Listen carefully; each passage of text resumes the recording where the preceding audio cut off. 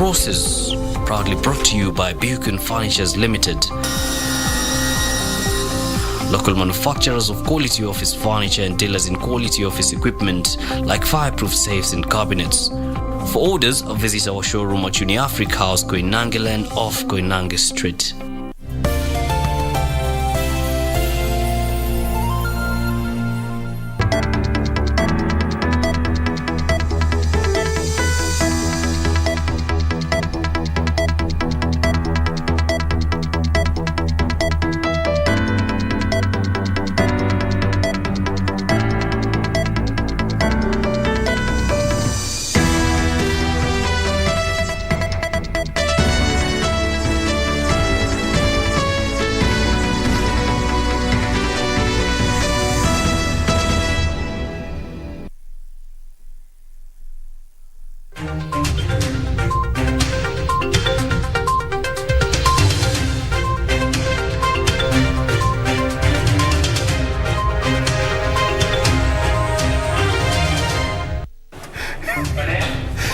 It's Tuesday, 18th, the time, 9 p.m. East African time. Good evening from Nairobi, Kenya. I am Mboya. Live from the broadcasting house, I'm Purity Museo and welcome to the broadcast. Susan Thuku is our sign language interpreter tonight. Top on KBC Prime Edition.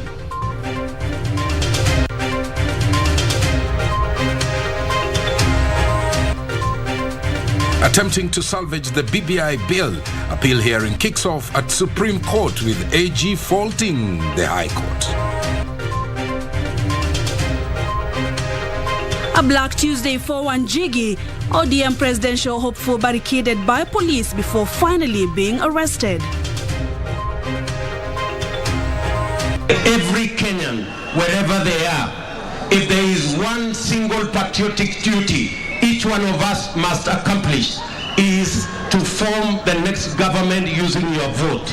And wooing the city, Deputy President William Ruto sweeps the capital city, Nairobi, with rallies urging locals to support his presidential bid.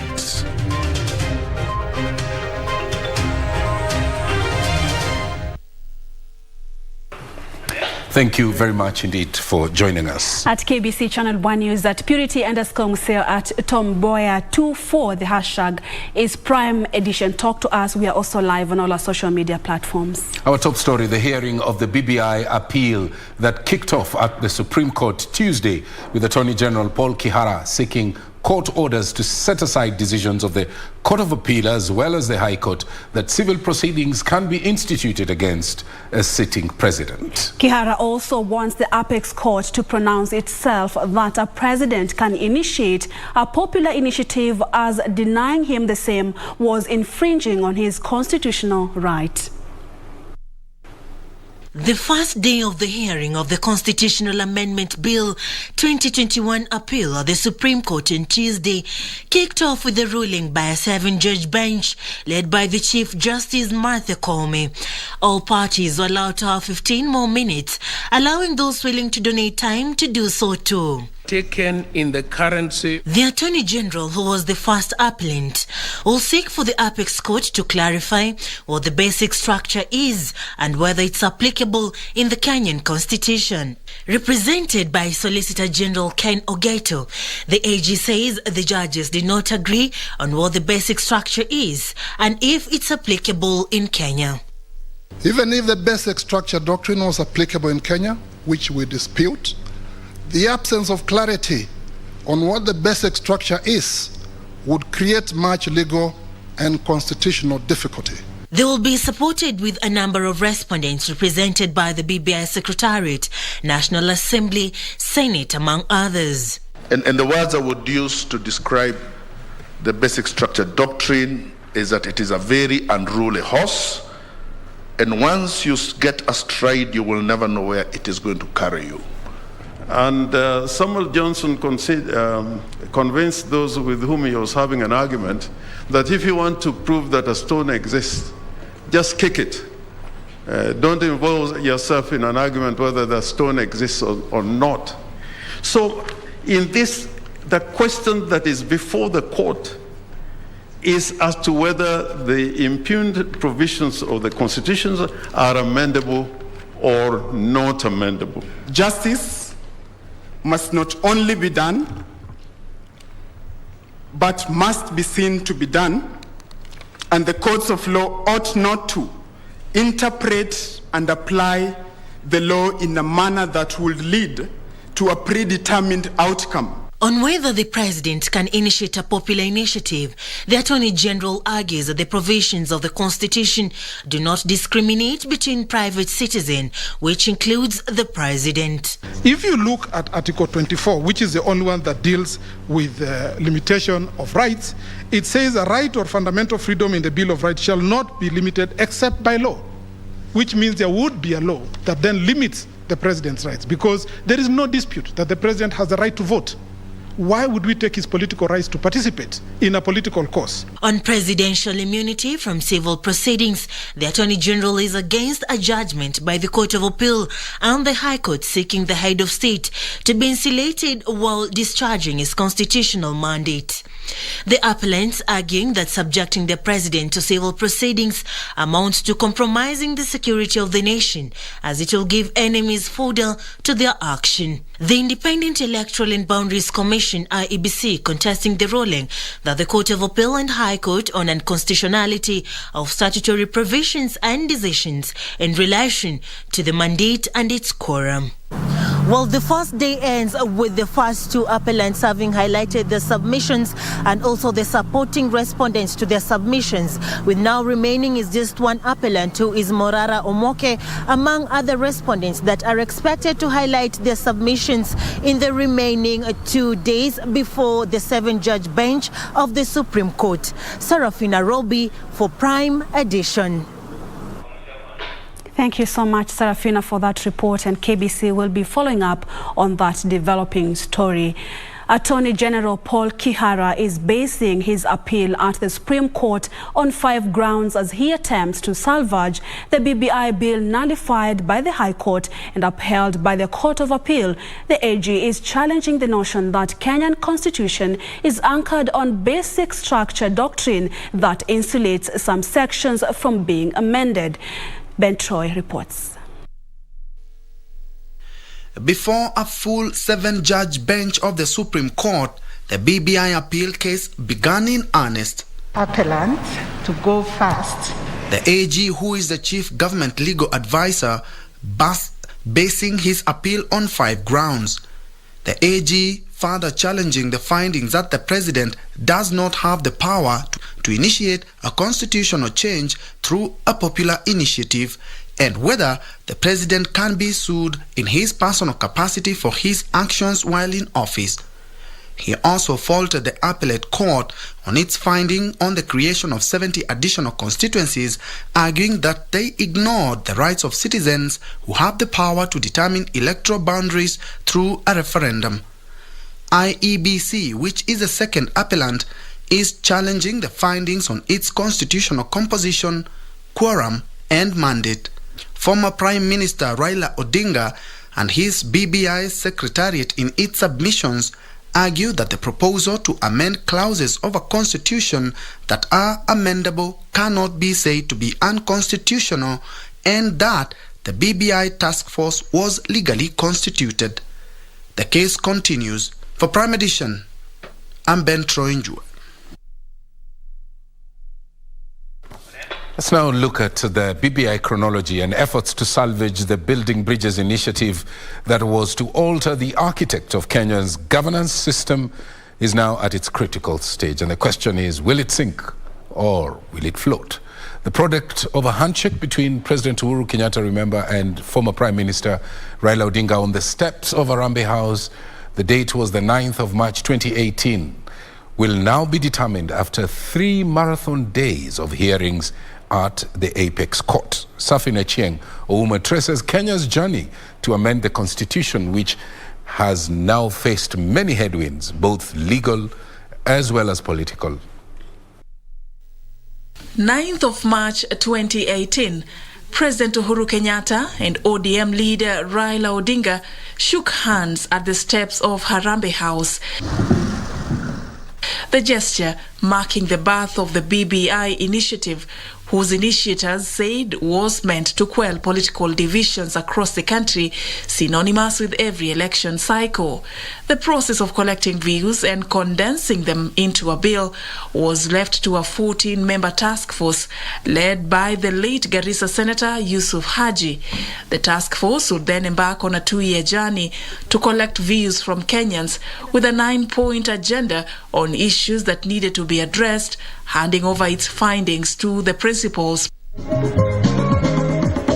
President Uhuru Kenyatta and ODM leader Raila Odinga on the 21st of October 2020 in Kisii County, an event that preceded the official launch of the report, which was done at a colourful ceremony held on the 26th of March 2020 at the Bomas of Kenya.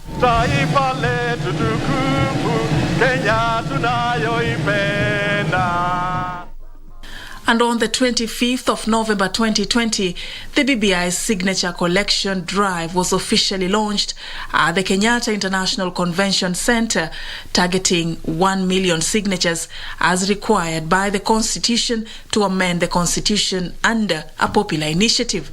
Among its key proposals were the changes in the structure of the executive and legislature, with the creation of a premier and 2 deputies from a majority party in parliament, allowing cabinet secretaries and their deputies to be appointed from among legislators, creating 70 new electoral constituencies, an affirmative action formula seeking to solve the 2/3 gender rule quagmire, and creating an independent judiciary ombudsman. On the 22nd of February 2021, the Independent Electoral and Boundaries Commission announced that it had verified a total of 3.18 million signatures supporting the BBI bill out of the 4.3 million total signatures collected. This gave the green light for IEBC to submit to the 47 county assemblies the BBI draft bill for approval. The BBI required the approval of at least 24 counties before Kenyans could take a vote to approve or reject it in a referendum.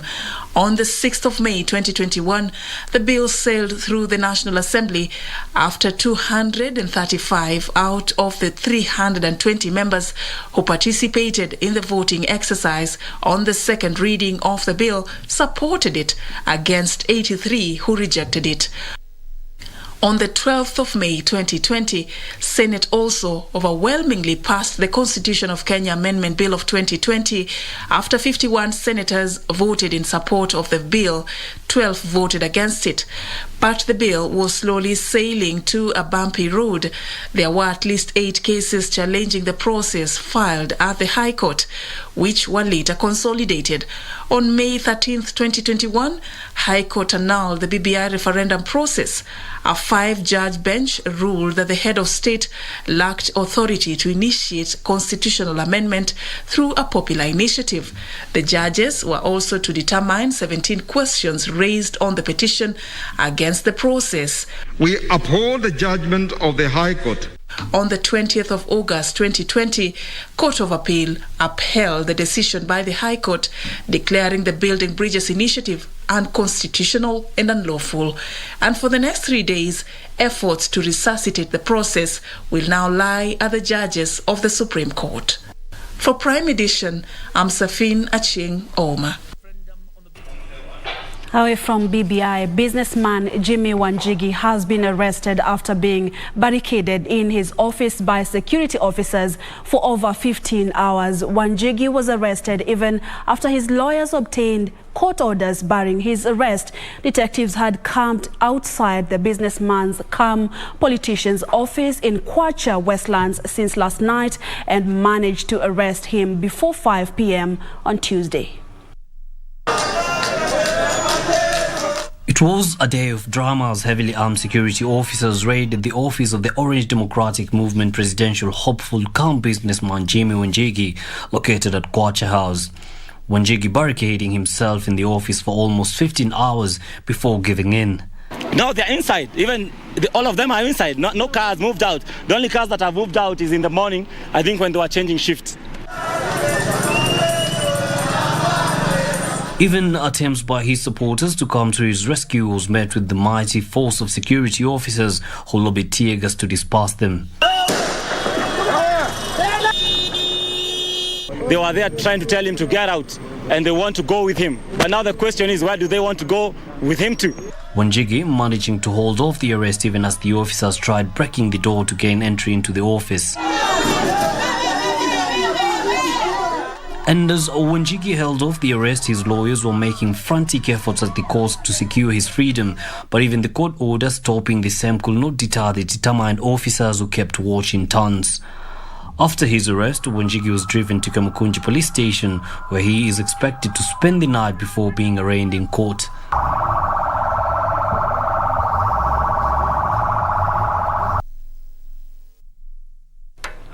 Of course, we'll be following that story for you. Deputy President William Ruto has appealed to the youth to take advantage of the ongoing mass voter registration to register and reject leaders known to use the youth to cause violence. The Deputy President alleges that violence is in the DNA of the Orange Democratic Movement Party, citing chaos witnessed at the Jacaranda grounds, Kondele, and also in Busia as some of the handiwork in the recent past.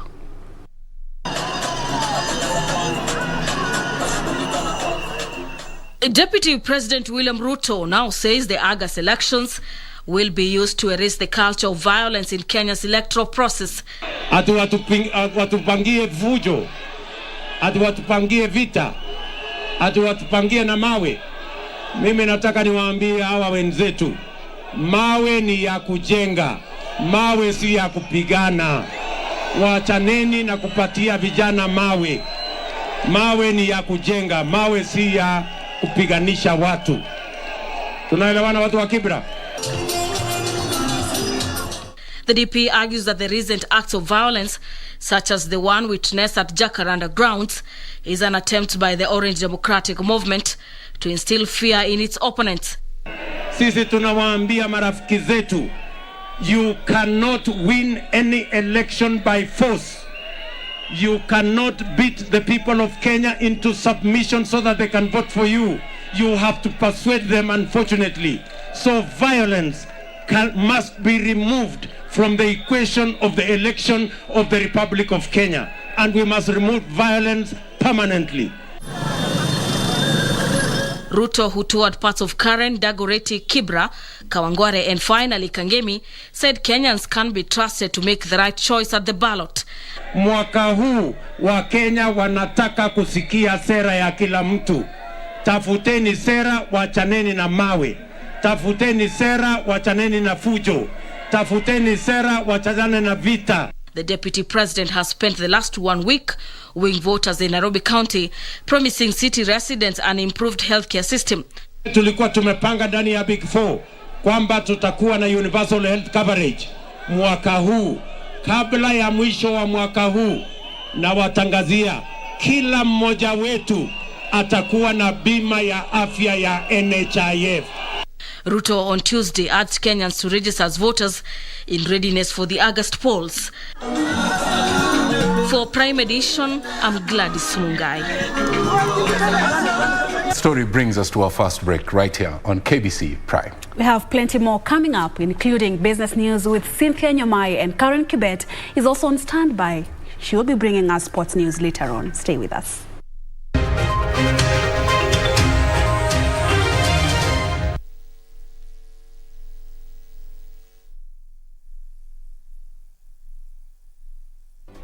Do you have a news story to share with KBC? Get in touch swiftly on email news@kbc.co.ke or call 0723-892-654 or 0734-780-124. Beacon Furnitures Limited. We're local manufacturers of quality office furniture, dealers in quality office equipment like fireproof safes and cabinets. Our automated state-of-the-art factories at Henna House along Enterprise Road in Nairobi's industrial area. Our showroom is at Uniafrica House, Koinange off Koinange Street. We are passionate believers in locally manufactured goods. When you and I buy locally made furniture, we impact on the livelihoods of our brothers and sisters. For orders, visit our showroom at Uniafric House, Koinange off Koinange Street. Beacon Furnitures Limited. Jenga Kenya, tupate ajira.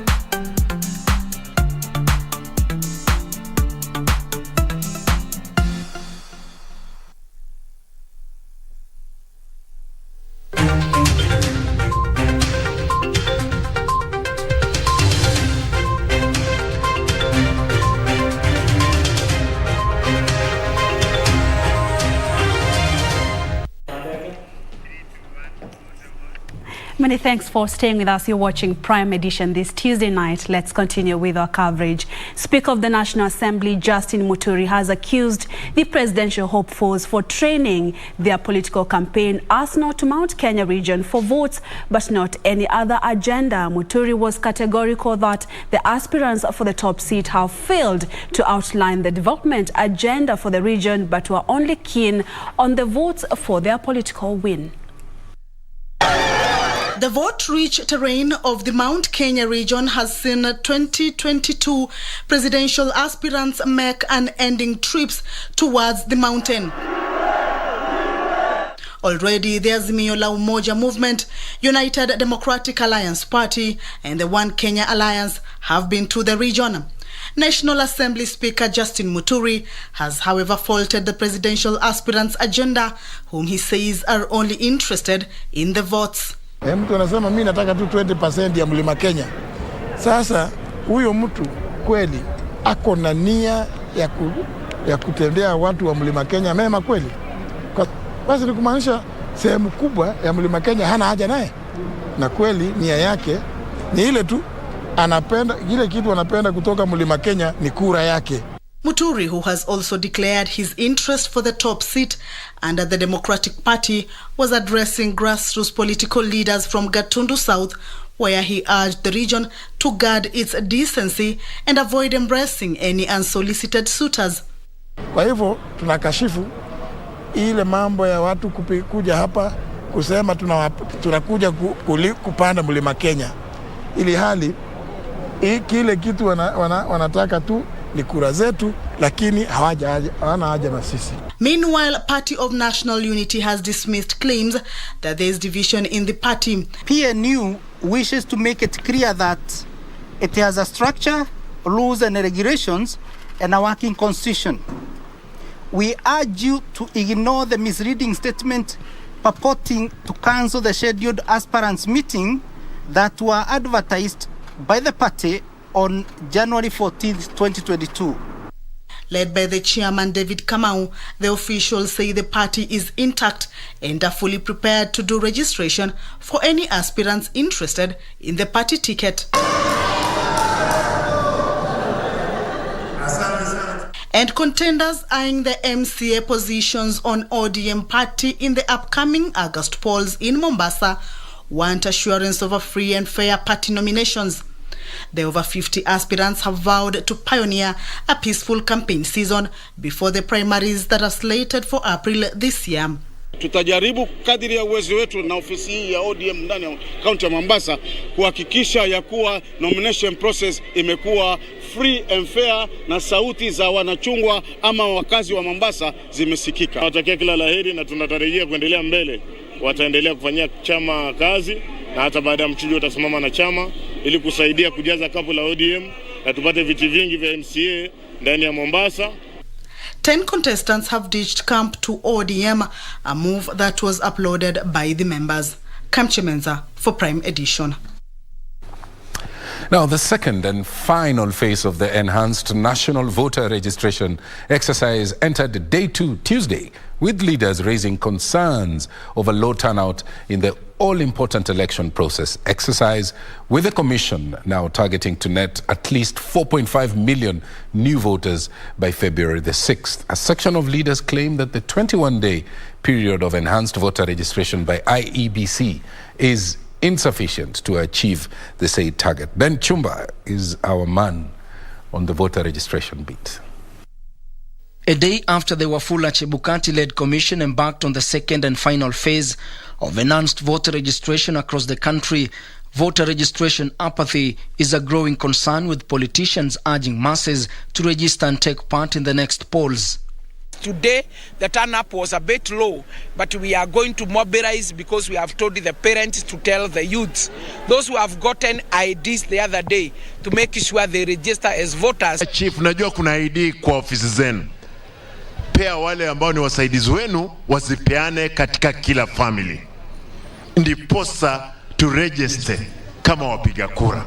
As we continue to even listen to these leaders, we can use that vote on the 9th of August this year to weed out the bad leaders and put in the leaders who can take Kenya forward.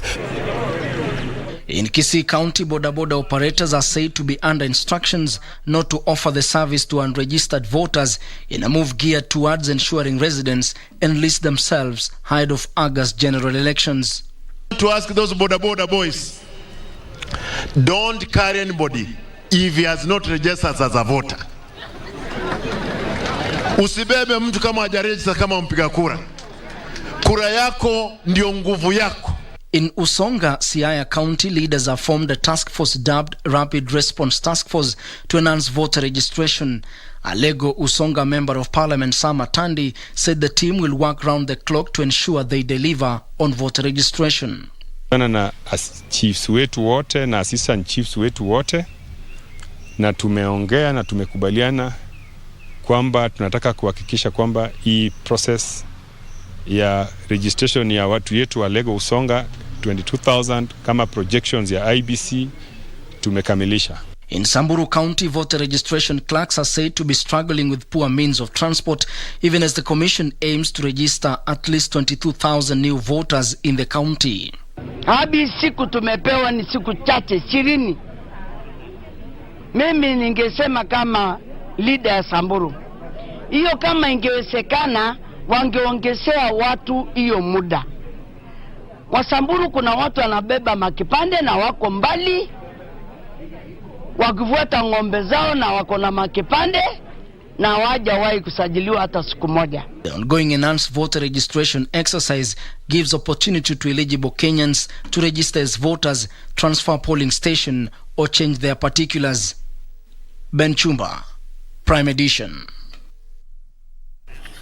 The country has recorded 392 new COVID-19 cases from a sample size of 5,730 tested in the last 24 hours, pushing the positivity rate to 6.8%. The youngest patient is an 11-month-old child, while the oldest is 102. 5 patients have succumbed to the disease, all of them being late deaths reported after conducting facility record audits in the months of December 2021 and January 2022. 856 patients have recovered from the disease, 773 from the home-based isolation and care program, while 83 are from various health facilities countrywide. Meanwhile, a total of 11.1 million vaccines have been administered across the country. Of these, 6.2 million people are partially vaccinated, while those fully vaccinated are 4.8 million. 31,164 doses have been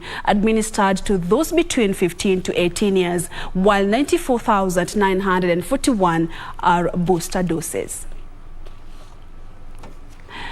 Moving on, Maalim Mohamed has taken up his new role as the Rift Valley Regional Commissioner, promising to entrench peace in the region. Maalim, who took over from George Natembeya, says top on his agenda is the silencing of guns in the Kerio Valley. Maalim Mohamed. Maalim Mohamed comes into office with a full-in tray. Chief among them the cases of insecurity in parts of Kerio Valley. Tutaleta ile mabadiliko watu wanatarajia kuletwa katika hii sehemu ya Rift Valley. Nikiwa county commissioner niliwahi kuleta viongozi na ndio amani ya Mount Elgon ilianzia. Tukishirikiana na wenzangu walinda usalama na washikadau mbalimbali. Hayo tatizo ambayo yanasumbua katika hii sehemu tutaitatua. He added that security personnel would be keenly monitoring activities of politicians in the region, promising legal consequences on instigators of violence. Mwenye atatoa matamshi ya kuchochea Wakenya kuzozana kwa sababu ya siasa, kama huyo atakabiliwa kisheria. Tuko tayari kufanya kazi na viongozi, lakini pia wajua ya kuwa tuko macho kama serikali, na tutakuwa na hawa kila sehemu ambayo watakuwa wanafanya hiyo siasa yao. Mohamed Maalim takes over from George Natembeya, who resigned last week to vie for the Trans Nzoia gubernatorial seat. So wala ambao walikuwa nasema Natembeya atoa uniform, Natembeya ametoa uniform na anakuja kimeumana. Nancy Okware, Prime Edition. On to now a disturbing item here, the river of sorrow and the mystery of floating bodies. Police have launched investigations to ascertain the source of 19 unidentified bodies that have been retrieved from River Yala in the last 3 months. Security has also been beefed up around the Dawa Bridge and Danu Falls, the places where locals claim unidentified double-cabin pickup truck as well as a probox disposes of bodies in the dead of the night. Achola Simon with the details.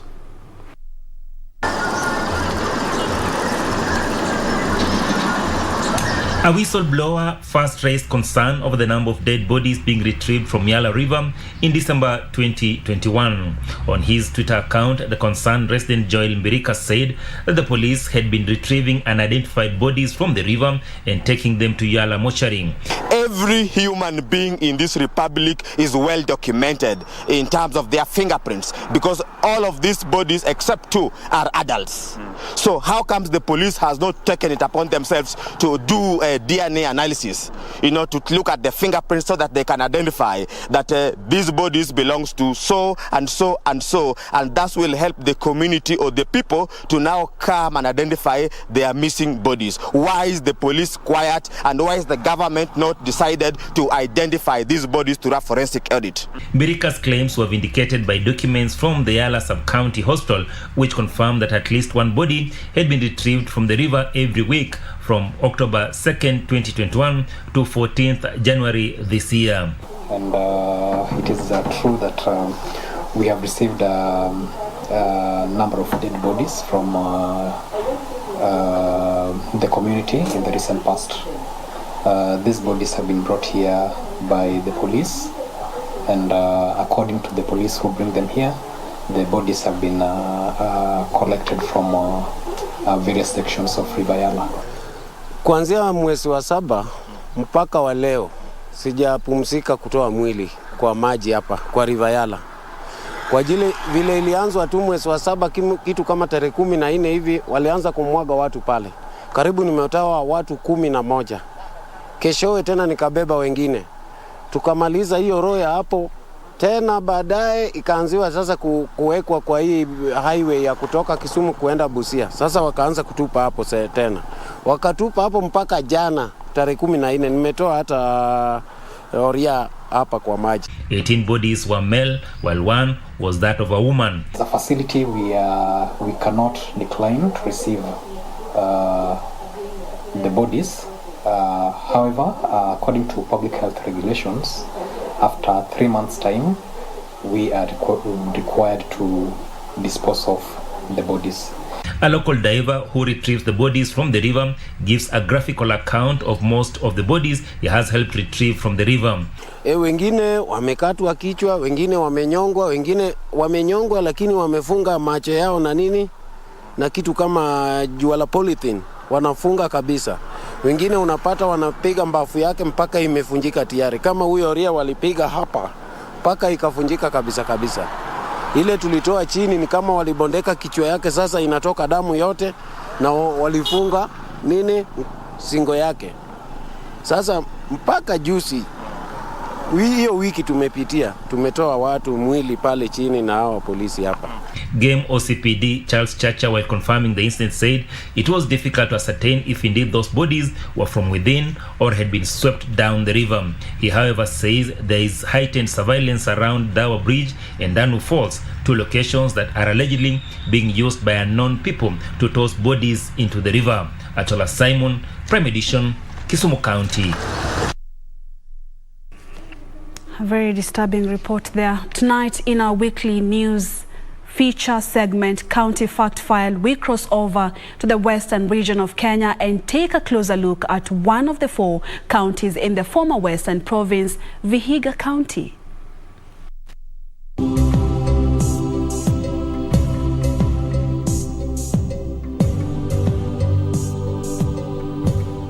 Did you know that 45% of the total population of Vihiga County is made up of children below the age of 14 years? Well, now you know. But how is that? According to the Kenya National Bureau of Statistics 2013, this situation is attributed to high fertility levels among Vihiga women. The county population, as per the 2019 national census, is 590,000, spread across the county's 531 square kilometers and covering 5 constituencies that include Vihiga, Sabatia, Habisi, Luanda, and Mboya.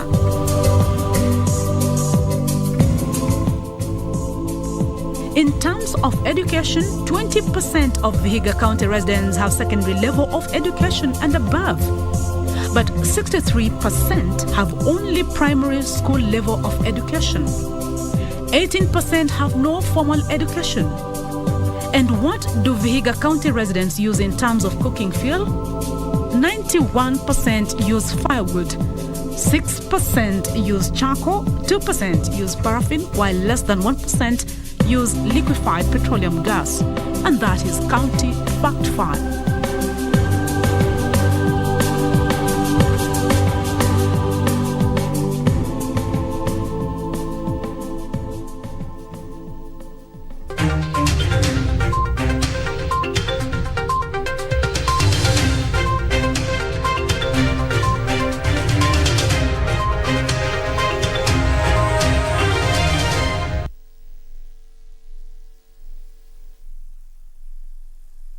Our connection with you runs deep, and just like you treasure your New Year resolutions, we highly value your sports needs. We are off to Germany for the DFB Pokal 2021-2022 round of 16. The match to look forward to is FC St. Pauli versus Borussia Dortmund, slated for Tuesday 18th of January 2022 at 10:45 p.m. FC St. Pauli have reached the round of 16 for the first time in 16 years, whereas Borussia Dortmund won the DFB Pokal for the 5th time last season. Catch this tie live and exclusive on KBC Channel 1. KBC, your true sports partner.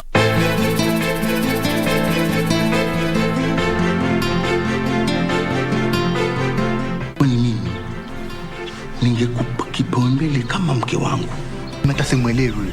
Unaogopata kumpa salamu. Manake haeleweki na vituko kama ni ule mzee. Mimi namjua mke wako kweli?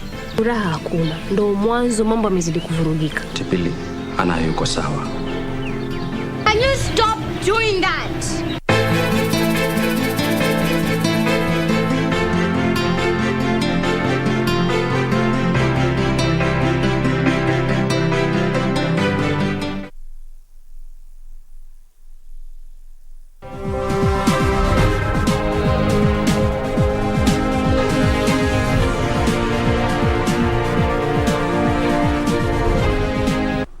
Welcome to KBC Business. I am Cynthia Nyamai. Now, the government has condemned the destruction of electricity infrastructure, citing possible vandalism of power towers and sabotage as the cause for the electricity blackouts witnessed in the recent days. This emerged after connecting plates on 6 towers along the Alkarai-Kisumu high voltage power line were vandalized, and the issue discovered before the towers collapsed. Energy Principal Secretary Gordon says the government is investigating investigating the issue and is urging Kenyans to report suspicious activities around the power towers. A week ago, the country was plunged into darkness after the collapse of the towers along Kiambere-Embakasi high-voltage transmission power line. This caused a nationwide blackout that lasted more than 8 hours, with some parts of the country staying in darkness for 2 days. This came nearly a month after 4 towers along the Loyengalani-Suswa high-voltage line collapsed in Longonot area.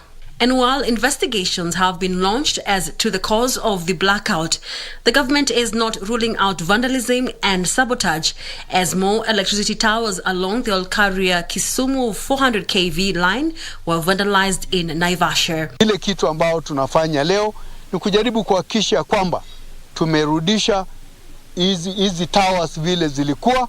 According to Kenya Electricity Transmission Company, KETRACO maintenance team, connecting plates on 6 towers had been tampered with, but early detection saved the country from another blackout.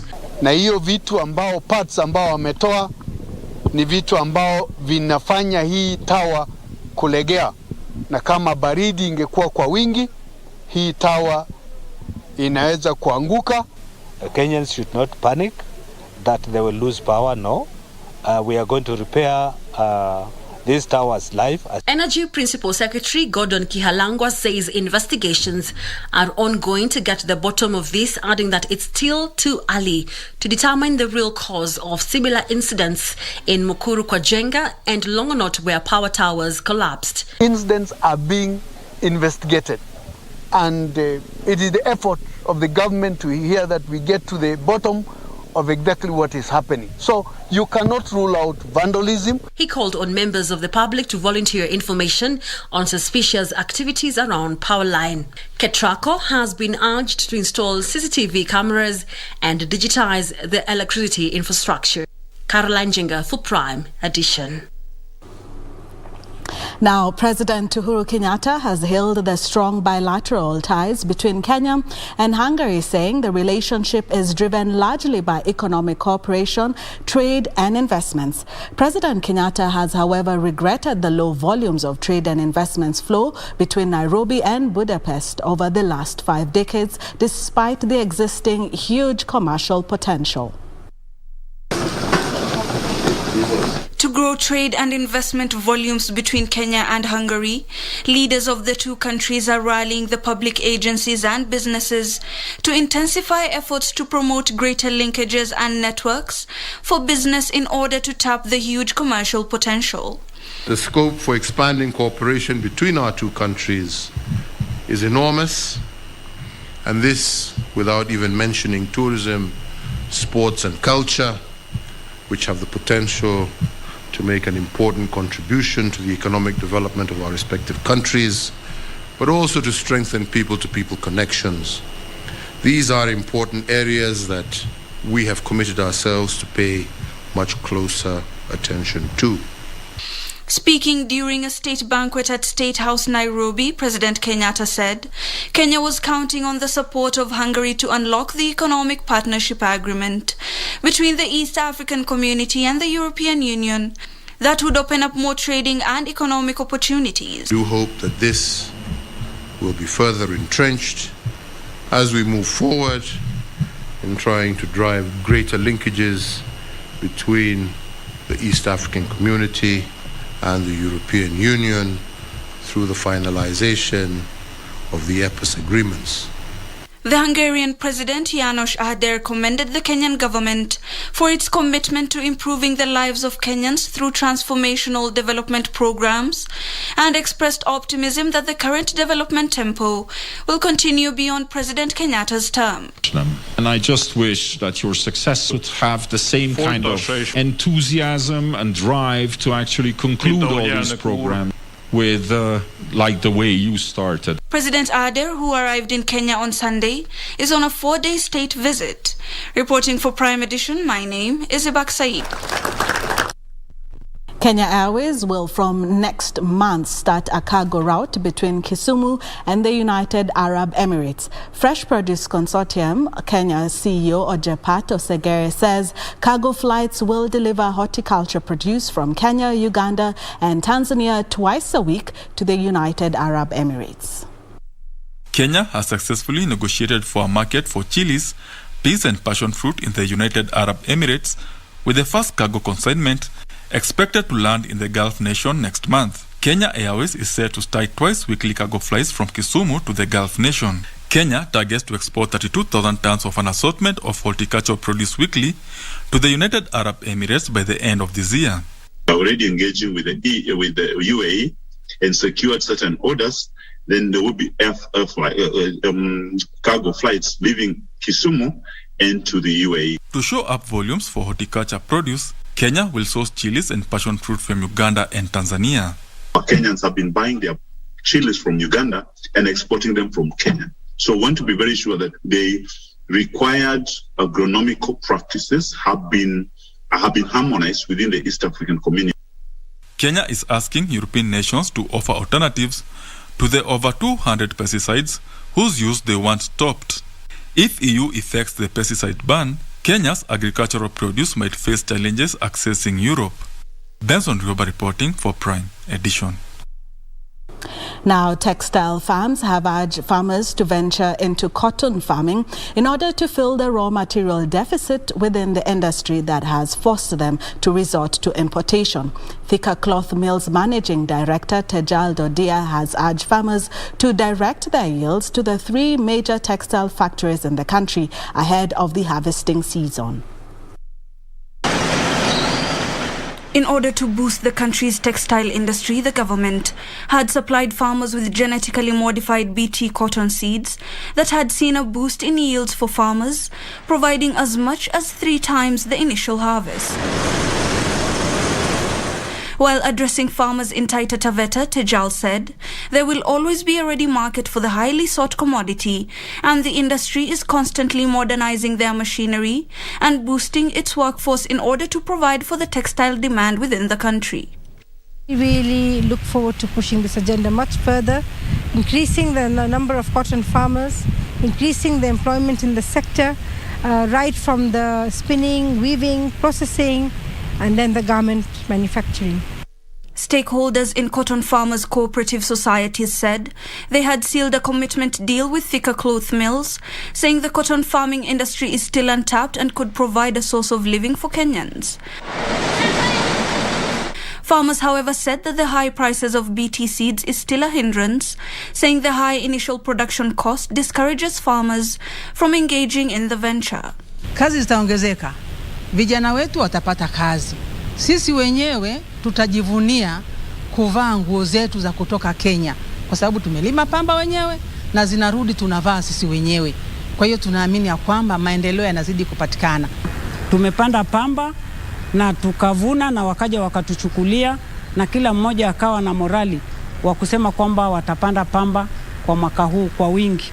They also noted that the exploitation by brokers was a matter of concern as it continues to debilitate the industry. Reporting for Prime Edition, my name is Ibak Saeed. Now, moving on, the government has embarked on an aggressive campaign to grow rice production through a campaign that seeks to identify rice hubs, improve on varieties in order to increase production. The head of the rice production program, Dr. Mary Mutembei, says the ultimate goal is to reduce Kenya's import bill on rice.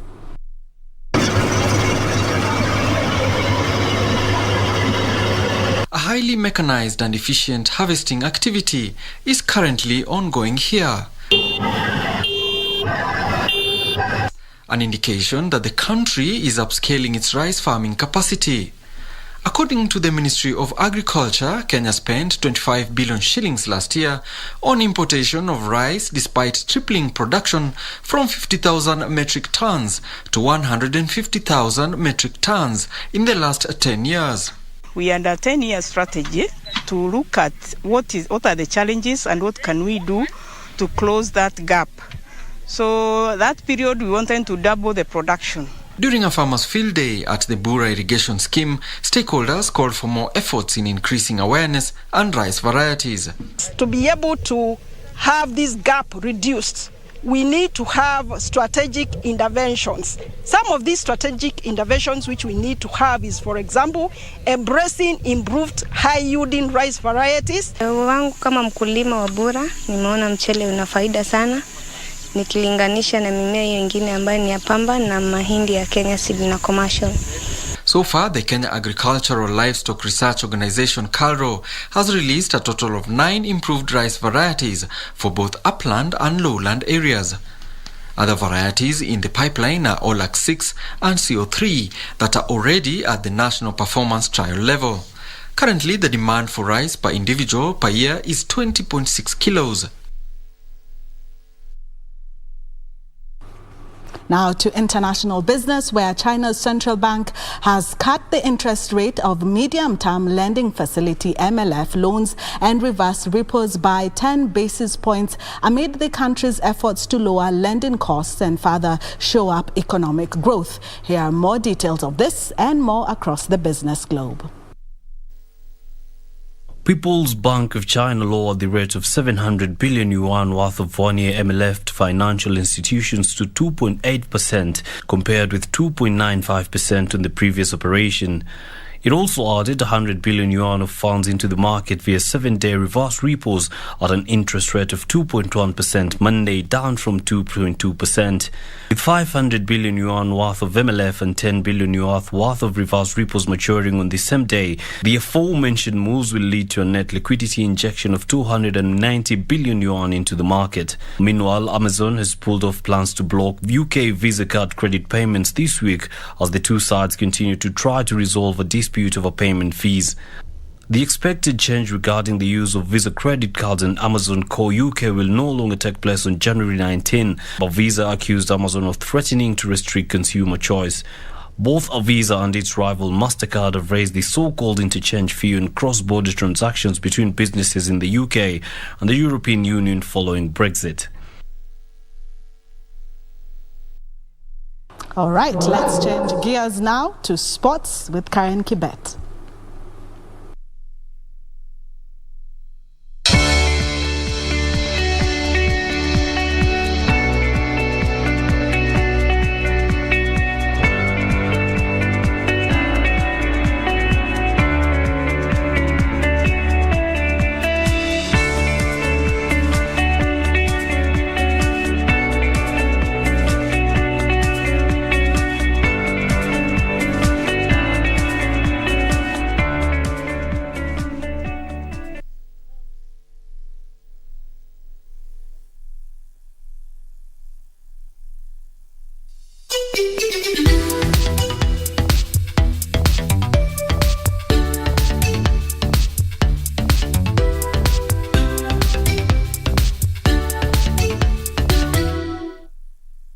Our connection with you runs deep, and just like you treasure your New Year resolutions, we highly value your sports needs. We are off to Germany for the DFB Pokal 2021-2022 round of 16. The match to look forward to is FC St. Pauli versus Borussia Dortmund, slated for Tuesday 18th of January 2022 at 10:45 p.m. FC St. Pauli have reached the round of 16 for the first time in 16 years, whereas Borussia Dortmund won the DFB Pokal for the 5th time last season. Catch this tie live and exclusive on KBC Channel 1.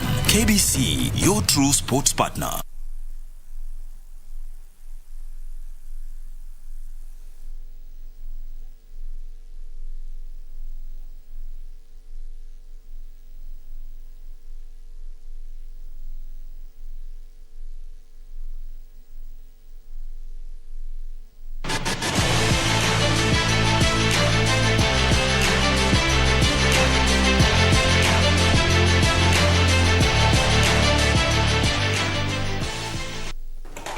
Welcome back. It's now time for us to take a look at what's making headlines in the world of sports. My name is Karen Kibet.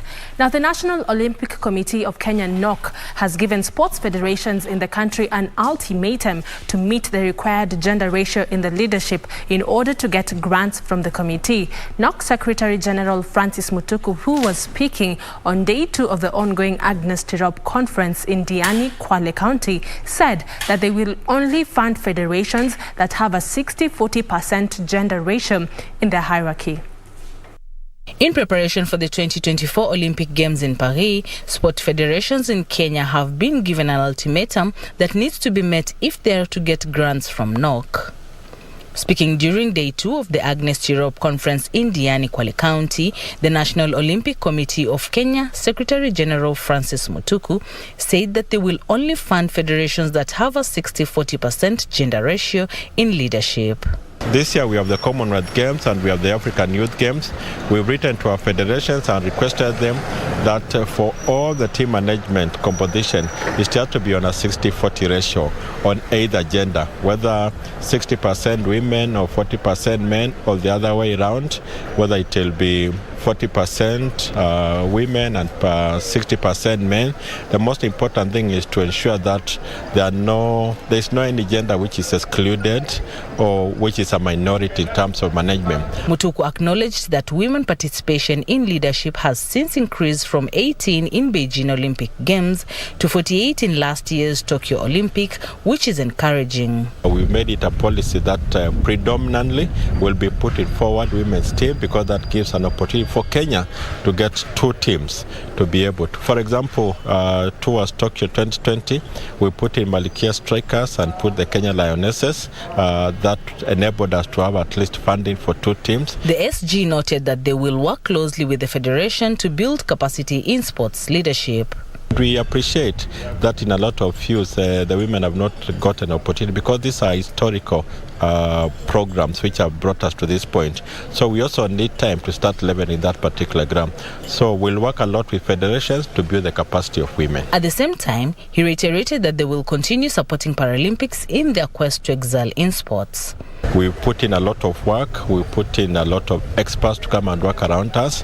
What we promised the Paralympics, and we started off as recently as 2 weeks ago, is that we shall be lending our expertise and our capacity to Paralympics and Deaf Olympics so that they can also be able to come up. Sports news from Diani, Kwale County. I am Anboro.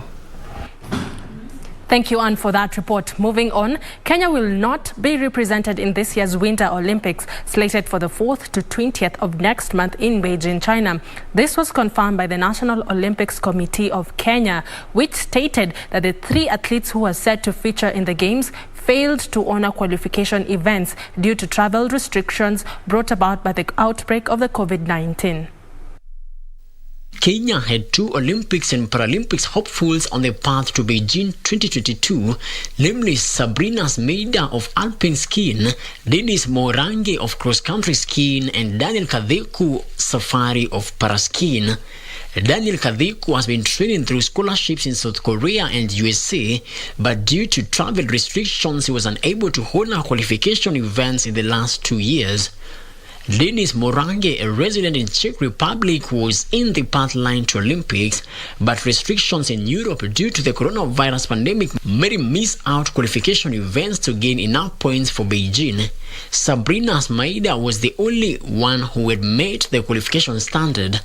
NOC had seen a great potential in her, disbursing 8 million shillings in the last 3 years towards her training and preparation. She, however, required more financial resources to sufficiently train for her specific event in which she qualifies in Beijing, and therefore felt she wasn't well prepared, opting instead to focus on the World Championship and tours this year with a clear focus of preparing for next Olympics. Frederick Moki for Prime Edition. Thank you, Moki, for that report. Now, Poland striker Robert Lewandowski was crowned FIFA's best men's player of the year, beating Lionel Messi and Mohamed Salah, who finished 2nd and 3rd respectively. Manchester United Cristiano Ronaldo won the FIFA Special Award for the most international goals at the award ceremony held last night at Zurich in Switzerland. Robert Lewandowski is FIFA's Best Man Footballer of the Year 2021. 33-year-old Lewandowski claimed the prize for the second consecutive year after scoring 69 goals. He won ahead of Paris Saint-Germain's Lionel Messi and Liverpool's Mohamed Salah. Lewandowski broke the late guard. Ronaldo was lauded for being the men's international all-time top scorer. Chelsea's Edward Mendy won the award for the best FIFA men's goalkeeper after a successful first season with the club, including a clean sheet in the 1-0 win over Manchester City in the Champions League final. Thank you, Buckley, for that report. And finally, Britain's Andy Murray marked his return to the Australian Open, where in 2019 he thought he might have had to retire with a tense 5-set win over Georgian 21st seed Nicholas. Meanwhile, former finalist Petra suffered a painful first-round defeat by Serena on the second day of the tennis tournament in Melbourne. Former finalist Petra Kvitova suffered a painful first-round defeat by Sorana Castell on the second day of the Australian Open in Melbourne. Czech Kvitova was beaten 6-2, 6-2 by Romania's Castell in just 72 minutes. Kvitova, who lost to Castell in the second round of last year's tournament, has not gone beyond the third round of a Grand Slam since the 2020 US Open. Kvitova, often a crowd favourite in Melbourne, made 39 and forced errors and hit 6 double faults against Castell. And Sorana Castell on her 5th match point has caused a stunning upset here on John Cain Arena. Too strong for Petra Kvitova, going through in straight sets, 6-2. 6-2. Britain's Andy Murray marked his return to the tournament with a tense 5-set win over Georgian 21st seed Nicholas Basilashvili.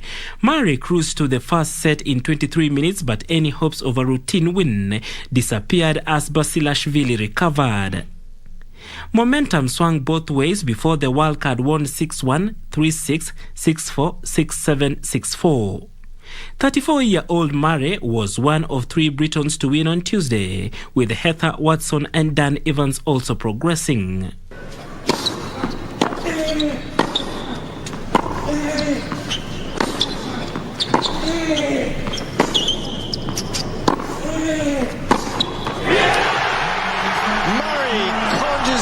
Daniil Medvedev moved into the second round with a straight-set victory over Switzerland's Henri Laaksonen. The US Open champion, the leading seed in the absence of Novak Djokovic, won 6-1, 6-4, 7-3 at Melbourne Park. Game. Nice way to finish it off. Daniil Medvedev is through to the second round here for the 5th consecutive year at the expense. And those are all the sports stories we had for you tonight right here at the KBC Sports News. I'll see you tomorrow, same time, same place. But for now, do have yourself a peaceful night. My name is Karen Kibet. I hand you back to Tom and Purity for more. Thank you, Marakot. The lady in red. And that brings us to the end of Prime Edition this Tuesday night. Thank you so much for your company. Every Monday and Tuesday, we will be bringing you comprehensive news. So see you again next week, God willing. And of course, good night and God bless. I'm Purity Museo. Susan Puku has been our sign language interpreter tonight. On behalf of the other team members on KBC Prime Edition, thank you for watching. I'm Mboya. Good night and God bless you. Bye-bye.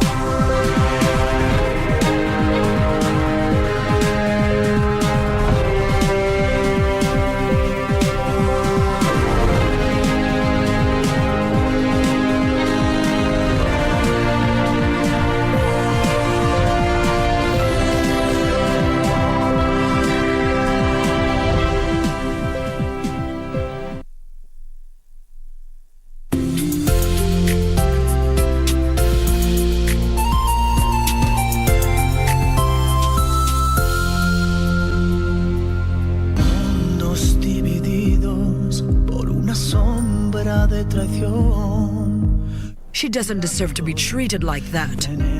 Why did you still choose to live with people that you don't really know? Now that I'm back, was I able to put flowers on his grave? Mariela? Even from afar, it's obvious that you're seducing Santiago. Oh, come on. Just stop it. I've seen you a lot of times flirting with him. Demian Ferrer is a mean person and a very rich and powerful one. Fighting him or any one of his family is a lost battle. Leonardo Del Rio is back here in town. Tell him Mariela Salvatierra was here and she's looking for him. Mariela? Yes! Lying heart.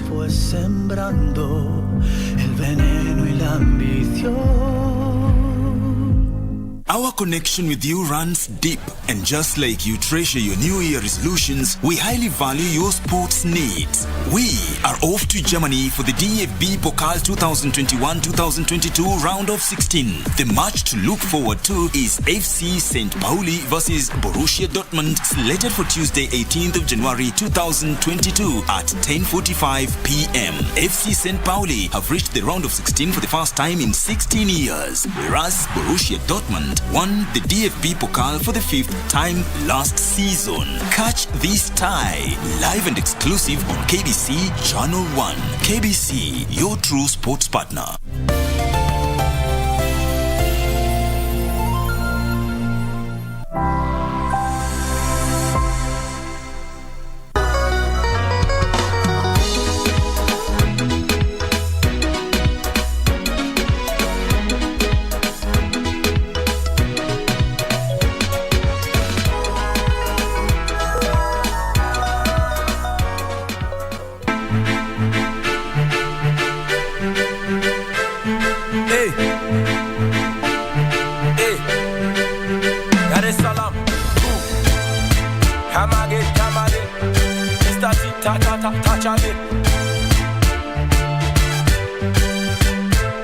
Hey, I'm looking for my money, where you are?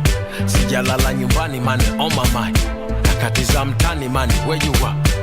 Where you are? Unakaa kitako nasubiri, taka nafasi ukitaka power inuka go and get it. Taka mgongo upate labda kupakate ka. Shazoea kupanda watu kama majukwaa. It doesn't matter where you from, doesn't matter who you are. Kubali katao bao ndiki kwa mkaa. Nakwambia wewe kama jail voniambia mimi. Lazima machozi jasho na damu mwilini. Usiwaamini watakwambia hawezi kuwini. Ngomba masikini nini huwezi kutoka chini. Sio size yao. Sisi so size yao. Sio size yao. Wameshajua sisi so size yao. Sio size yao. Sio size yao. Sio size yao. Wameshajua sisi so size yao.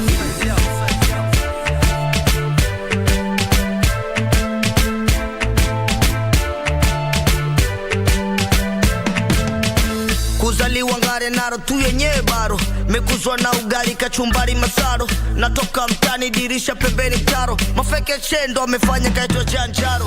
Weka distance. Mina wewe tufanani. Fanye mistake. Mina wewe tujuani. It doesn't make sense. Hainiingi kichwani. Why you hate men? Taka nifeli ndiani. I'm a bad man toka dogo. Sekunde mtu sekunde mbogo. Kufika hapa so kazi ndogo. Chaka kwa chaka paka kwa fogo. Sio size yao. Sisi so size yao. Sio size yao. Wameshajua sisi so size yao. Sio size yao. Sio size yao. Sio size yao. Wameshajua sisi so size yao.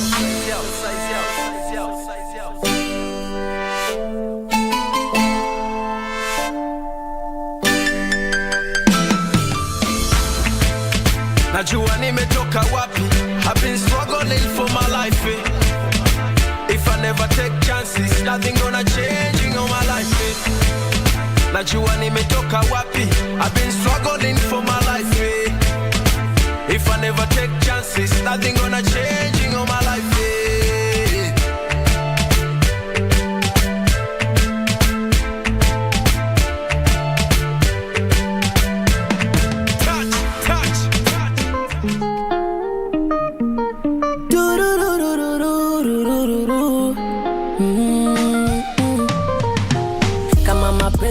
uchawi umeniendea ngende.